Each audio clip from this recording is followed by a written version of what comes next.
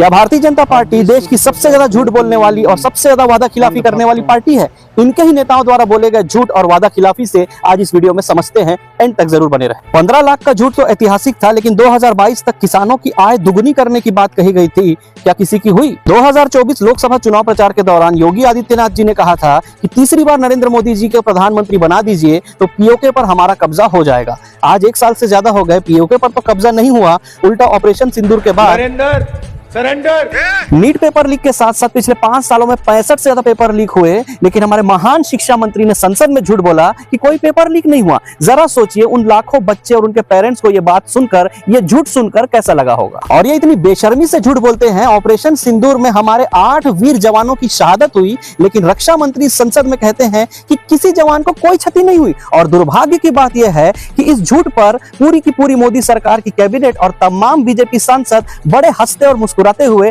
Table बजाकर इस राजनाथ सिंह जी के झूठ का समर्थन कर रहे थे। कैसा लगा होगा उन शहीदों के परिवार को, जरा सोचिए। और नितिन गडकरी जी 2021-22 से एक ही झूठ बोल रहे हैं कि हर साल समाप्त होने से पहले भारत के रोड का इंफ्रास्ट्रक्चर अमेरिका के बराबर हो जाएगा। अरे गडकरी जी, 12 चक्का, 14 चक्का, 16 चक्का आपके रोड के बीचों बीच घुस जा रहा है, कौन सा इथेनॉल मार के अपना भाषण देते हो? मध्य प्रदेश, छत्तीसगढ़, राजस्थान और हरियाणा चारों स्टेट में जब चुनाव थे तो वहां पर एक झूठा वादा बीजेपी द्वारा किया गया था कि हमारी सरकार बना दीजिए, हम आपको 500 रुपया में एलपीजी सिलेंडर देंगे। सरकार तो बन गई, लेकिन एलपीजी सिलेंडर अब तक आया नहीं है। और अब बिहार की बारी है, 500 रुपए का ये सिलेंडर अब बिहार जाने वाला है, क्योंकि बिहार में चुनाव है। वैसे बिहार से याद आया, छठ और दिवाली में 12,000 ट्रेन चलाने का ये लोग बात किए थे, जो संभव ही नहीं है। बिहार की महिलाओं को मूर्ख बनाने के लिए बीजेपी और एनडीए सरकार ने इतना तगड़ा वाला झूठ बोला है कि एक बार और हमारी सरकार बना दो, हम बिहार की महिलाओं को 10-10 हजार रुपया देंगे। ये सरासर झूठ है, असंभव है। क्योंकि महाराष्ट्र चुनाव से पहले इसी एनडीए सरकार ने कहा था